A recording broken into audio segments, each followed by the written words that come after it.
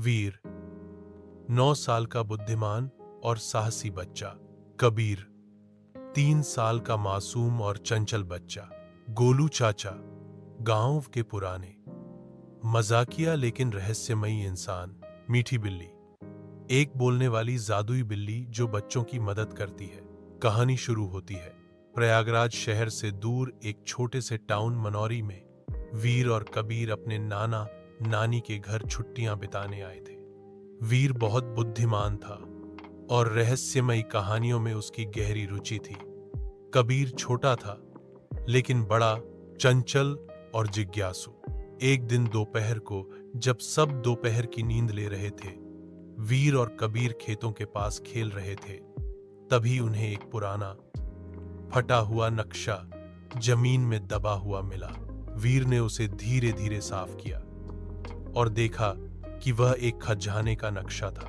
नक्शे के कोने पर लिखा था, जादुई खजाना, जहां छुपा है रहस्य, 4 संकेत मिलेंगे, फिर मिलेगा असली बस ठिकाना। वीर ने तुरंत कबीर को बुलाया और दोनों दौड़ते हुए गोलू चाचा के पास पहुंचे। गोलू चाचा गांव में सबसे ज्यादा पुरानी बातें जानने वाले माने जाते थे। जब वीर ने उन्हें नक्शा दिखाया तो उन्होंने मुस्कुराकर कहा, अरे बच्चों, ये तो 7 ताली सरोवर के पास वाले पुराने खंडहर का नक्शा लगता है। लेकिन ये राह आसान नहीं है। हर मोड़ पर एक सुराग है और अंत में मिलेगा खजाना। लेकिन ध्यान रखना, ये सिर्फ बहादुरों के लिए है। वीर और कबीर तैयार हो गए। गोलू चाचा ने उन्हें एक छोटा सा बैग, पानी और एक लाठी दी। तभी झाड़ियों से एक सुनहरी बिल्ली निकली और बोली, मेरा नाम मीठी है, मैं इस यात्रा में तुम्हारी मदद करूंगी। पहला संकेत, बोलता पेड़। नक्शे के अनुसार पहला सुराग एक ऐसे पेड़ के पास था जिसे लोग बोलता पेड़ कहते थे। वीर, कबीर और मीठी बिल्ली वहां पहुंचे। पेड़ के पास जाकर वीर ने जोर से पूछा, हे बोलते पेड़, हमें पहला संकेत दो। पेड़ हिलने लगा और एक गहरी आवाज में बोला, जहां सूरज छिपे और पानी बहे, वहां पत्थर के नीचे पहला सुराग कहे। वीर ने जल्दी समझा कि ये नदी के किनारे उस पुराने मंदिर की बात हो रही है जहां सूरज की रोशनी सीधे आखिरी समय पड़ती है। वे दौड़कर वहां पहुंचे और सच में एक पत्थर के नीचे एक पुराना तांबे का सिक्का मिला जिस पर अंकित था, दूसरा संकेत, जहां हवा सीटी बजाती है। दूसरा संकेत, सीटी वाली गुफा। वे पहुंचे उस पहाड़ी के पास जहां एक छोटी गुफा थी। वहां सच में हवा गूंजती थी जैसे कोई सीटी बजा रहा हो। वीर ने कबीर का हाथ पकड़ा और अंदर गया। अंदर एक पत्थर पर खुदा था, जहां नीला फूल खिलता है, वही अगला संकेत मिलता है। मीठी बिल्ली ने बताया कि गांव से दूर एक जंगल में नीला कमल खिलता है।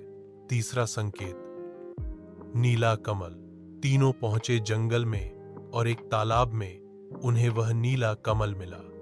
फूल के नीचे मिट्टी खोदने पर एक छोटी सी डिब्बी मिली जिसमें लिखा था, जहां 2 भाई खड़े हों और तीसरा बीच में, वहां मिलेगा अंतिम सुराग। वीर ने सोचा और कहा, ये तो हमारे गांव के 3 पेड़ हैं जो ऐसे ही खड़े हैं, 2 बड़े और एक छोटा बीच में। चौथा संकेत, भाई जैसे पेड़।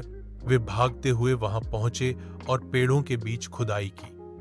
वहां उन्हें एक पुराना लकड़ी का बॉक्स मिला जिसमें एक चाबी और एक आखिरी कागज था। कागज पर लिखा था, जहां जादू शुरू हुआ था वहीं खजाना मिलेगा, चाबी से दरवाजा खोलो। मीठी बिल्ली ने मुस्कुराकर कहा, बिल्कुल, यही तो है खजाने की चाल। चलो वापस उस खंडहर में जहां से सब शुरू हुआ। खजाने की प्राप्ति। वे खंडहर पहुंचे और वहां एक पत्थर का दरवाजा मिला जिस पर ताला लगा था। वीर ने चाबी डाली और दरवाजा खुल गया।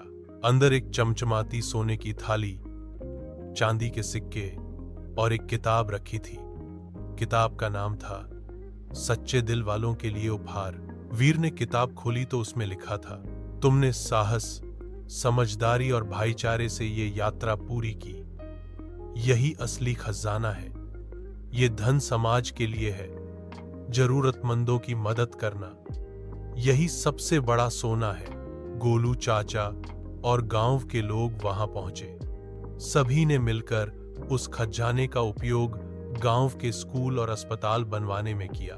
कहानी का निष्कर्ष, सच्चा खजाना धन नहीं, बल्कि समझदारी, साहस और दूसरों की मदद करने का जज्बा है।